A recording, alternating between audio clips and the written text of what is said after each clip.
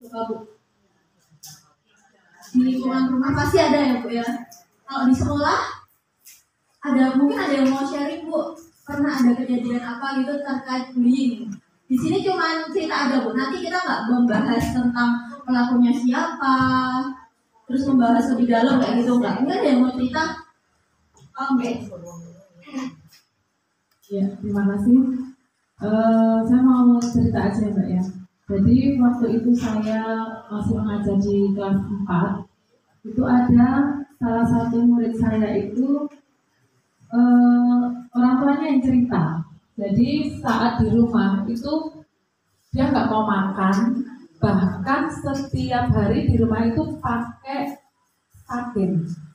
Iya, pakai stakin karena saya tanya ke orang tuanya, cerita karena anak ini nggak laporan sama saya selaku wali kelasnya, dan juga saya tidak mendengar di kelas seperti apa. Nah, orang tuanya yang mendatangi saya bercerita anak ini nggak pernah mau makan dan setiap hari pakai korset, pakai stakin seperti itu karena dibully sama temennya itu yang berat badannya lebih dari berapa ya, 30 atau 35 nggak boleh ikut main.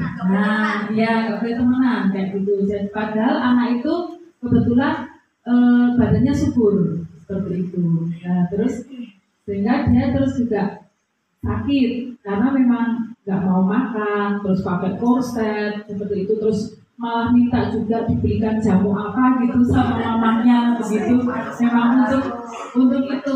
Jadi kenapa? Karena ternyata juga itu ada anak-anak yang punya gap itu yang berat badannya di atas 30 atau 35 itu nggak boleh temenan ya. Ini khusus yang langsing-langsing seperti itu. Dan anak itu juga nggak ada teman. Dan saya juga karena tidak ada laporan dari anak itu mungkin takut, atau kalau di kelas itu juga anaknya manis-manis kayak gitu, jadi kita juga nggak bisa lihat seperti itu. Kalau istirahat itu juga bareng-bareng, tapi ternyata di dalamnya seperti itu. Saya Bu Islamiati. Terima kasih banyak Bu Islamiati udah sharing sama kita. Ada lagi Bu yang mau sharing? Oh iya boleh guys. Iya. Sendiri. Lebih gede, masih lebih gede. Nah, selamat siang semuanya. Masih semangat? Masih. Satu lagu dulu. Dadah Mbak, bercanda Mbak. Nah, saya Bunita Mbak. Ya, saya mau sharing, tapi bukan di sini ya Mbak, di sekolah saya yang sebelumnya. Jadi itu ada satu anak yang dia tuh benar-benar kalau di kelas itu nggak pernah ngomong sama sekali, bahkan komunikasi sama guru. Saya gurunya pun dia tidak mau berkomunikasi, cuman ya misalnya menilaikan itu ya udah sudah menilaikan duduk lagi. Terus di kelas itu misalnya saya kan sering kalau masuk kelas tuh saya pasti kelompok-kelompokkan, saya pasti ada game dan lain sebagainya. Nah sampai teman-temannya itu mau buku males untuk kelompokku ibu deh kira rasa ngopo-ngopo. Itu saya sebelumnya ada di SMP Mbak, kelas 2, kelas 8. Nah terus gimana langsung nggak mau, ya dia nggak bisa ngapa-ngapain lumpuh seperti itu. Dan kalau di istirahat kalau apa itu juga diem terus, anaknya diem terus. Ternyata setelah saya tidak menelusuri ya Mbak, tapi secara tidak sengaja anak itu mengontrak di samping rumah saya pas, jadi terpaut 3 rumah gitu. Saya kaget, kok ini perak muridku, saya cuma baca seperti itu. Dan ternyata dari yang tidak sengaja itu saya bisa membuat kesimpulan mungkin dia itu bersikap seperti itu dan akhirnya menjadi bahan bulian temannya karena banyak faktor. Yang pertama, bapaknya mohon maaf kerja tukang batu yang harus menghidupi ibunya, dia dan adiknya. Kakaknya itu sudah lulus dan sudah menikah, Tapi pas kakaknya itu masih sekolah, kakaknya itu berjualan koran di depan SMP yang saya ajar dulu gitu. Nah, di panggung. Ya, yang perempuan ini jualan koran di panggung. Nah, dia itu anak yang kedua. Nah, mungkin jadi saya bisa membuat kesimpulan seperti itu. Menurut saya, Mbak, menjadi bahan bulian itu mungkin bukan faktor apa kesengajaan atau apa, tapi mungkin dia karena dia sendiri mungkin minder, insecure karena tidak bisa mengikuti teman-temannya atau apa sehingga dia banyak diam dan akhirnya dari diamnya itu pun dia malah menjadi bahan bulian temannya seperti itu. Dan maaf sampai seragam dan apa itu sampai ada guru yang berbaik hati untuk membelikan. Dan Mbak, saya bayar aja, saya belikan biar dia bisa sama dengan temannya. Seperti itu sharing dari saya, Mbak. Terima kasih. Assalamualaikum warahmatullahi wabarakatuh. Waalaikumsalam warahmatullahi wabarakatuh. Terima kasih ya Bu. Ini sebagai bahan pembelajaran kita semua ya Bu ya. Nanti bukan bahan bulian, nanti ibunya dibully lagi nanti. Iya. Ternyata dari beberapa cerita itu menandakan bahwa bullying itu nggak serta-merta berdiri sendiri ya Bu. Di belakangnya itu masih banyak permasalahan-permasalahan lain. Nah, hari ini saya juga pengen cerita, ada cerita lain di antara dua tadi, ada cerita lain yang diposting di media sosial, cerita tentang anak yang dibully, Bapak Ibu. Bisa ditampilin Mas? Ya. Jadi ini ceritanya tentang siswa yang sering dibully di sekolah, tapi memang karena tidak terlihat tadi ya Bu. Jadi Bapak Ibu guru tuh nggak tahu kalau siswa ini memang merasakan hal-hal yang kurang menyenangkan seperti itu. Nah ceritanya ini gini, ini POV ya Bu ya. Ketika tindak bullying mereka semakin menjadi-jadi, aku semakin takut untuk berada di kelas. Bertemu dengan pelaku setiap hari selama 8 jam di ruangan yang sama membuat hati selalu gundah dan gelisah. Berat menjalani ini sehari-hari. Yang bisa membuat aku lega adalah bel kepulangan sekolah.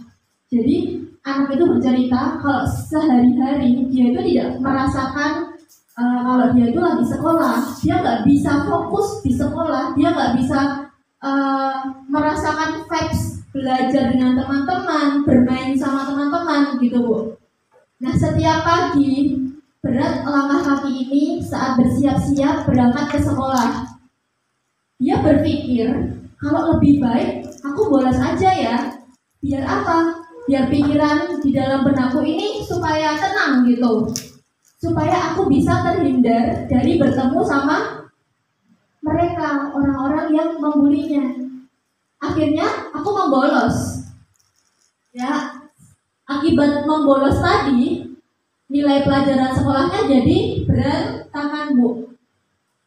Nah, para guru pun ini melabeli aku sebagai siswa yang suka bolos, pemalas, nakal, tidak suka fokus, dan tidak mau mendengarkan. Padahal kenyataan di belakangnya itu tidak seperti itu. Sudah ini kayak ceritanya tuh seorang siswa yang udah dibully, terus satu teman sekelasnya itu membuli, nilainya anjlok, nggak ditemenin dan diragukan sama guru. Ya ini kayak pepatah yang udah ditulis itu ya Bu ya. Sudah jatuh tertimpa tangga. Jadi ada juga kasus seperti itu ya Bu. Dan ternyata ada ya Bu ya tadi ya. Ternyata bullying itu nggak kita sadarin gitu. Ada juga terjadi di siswa-siswa kita. Nah ini tuh kayak perannya kita nih Bu. Saya sebagai kakak selalu menekankan kalau misalkan adik saya nggak mau cerita, berarti kita yang harus bertanya. Kayak gitu. Nah ngomongin tentang bullying Bu, sebenarnya bullying ini apa sih Bu? Tanda-tandanya bullying itu apa sih Bu? Browsing dulu ya. Oh iya.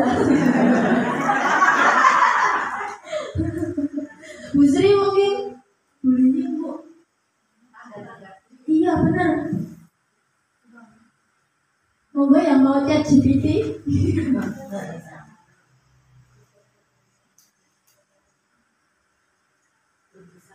Oh iya. Tandanya menyakitkan. Kata-katanya menyakiti. Biasanya dilakukan berulang kali apa cuma sekali sih Bu? Berulang kali. Nah, berulang kali. Berarti udah menyakiti hati berulang kali dan itu dilakukan secara sengaja. Sehingga membuat teman-temannya itu jadi males ketemu. Lihat gerbang sekolahnya aja udah males gitu ya Bu ya. Udah menyakiti hati berulang kali disengaja dan biasanya mereka pembuli itu akan membuli orang yang lebih lemah. Jadi ada perbedaan kekuatan, ada perbedaan kekuasaan gitu. Biasanya kalau circle-circlean ya Bu, sekarang anak-anak SD ya Bu ya, circle-circlean, kamu ketua gengnya, yang lain jadi apa ya namanya ya, anggotanya gitu, ya. Jadi yang lebih sering membuli adalah mereka yang merasa dirinya mereka itu lebih kuat, lebih punya segalanya, lebih punya power kayak gitu. Jadi ada berapa Bu ciri-cirinya? Ada 4. Yang pertama, menyakiti hati, berulang-ulang, disengaja, dan adanya perbedaan kekuasaan. Nah, ini juga mungkin nanti bisa disampaikan ke teman-teman yang ada di kelas gitu Bu. Kalau ciri-ciri bullying itu ada kayak gini. Kalau misalkan mereka dapat perbuatan itu berulang kali dan mereka juga sakit hati, ya nggak terus ini ya Bu ya. Nanti baru sekali, aku sakit hati sampai nangis, makan gitu ya. Ya Bu, berulang-ulang itu berarti namanya bullying gitu. Nah, yang perlu ditekankan lagi, yang perlu dikenalkan sama teman-teman, itu ada bentuk-bentuk bullying juga. Yang pertama, ada fisik Bu. Contohnya apa Bu kalau fisik? Dijiwit, dipukul ya Bu ya, dijewer. Ada lagi Bu, yang ini yang lebih simpel sih, dan ini sering dilakukan. Biasanya kalau duduk, kursinya ditarik. Itu bisa sampai bikin tulang belakangnya rusak ya Bu ya, sampai bisa bikin cacat gitu ya Bu ya.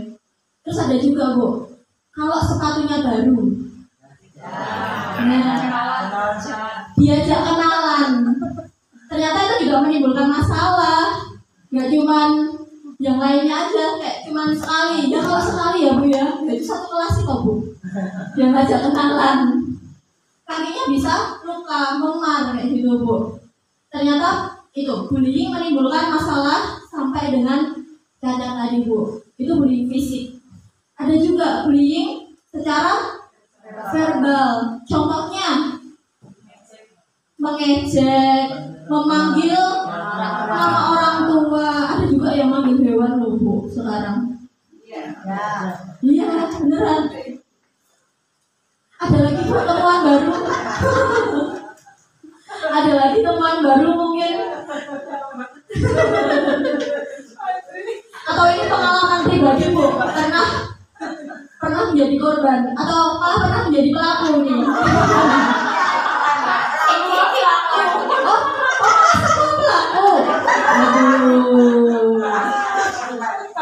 Kan sebelum ada pelatihan ini kan belum tahu Bu, jadi setelah ini bisa lebih baik lagi.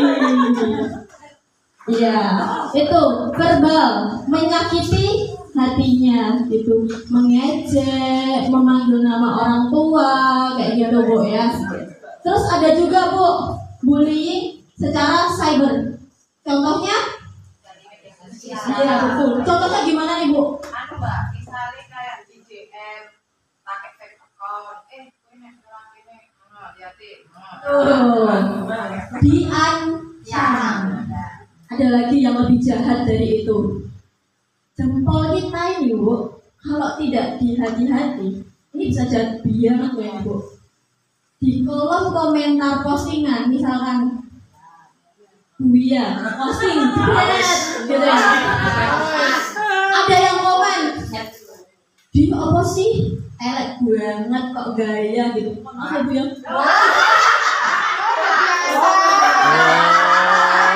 Wiya to, pancen kok wiya kuwi. Wiya yang ngono kuwi jelas. Bisa ada lagi. Ih, Jawir. Apa Bu Jawir Bu? Jawa ireng. Oh kuwi ada itu. Enggak pernah kehilangan ide Bu.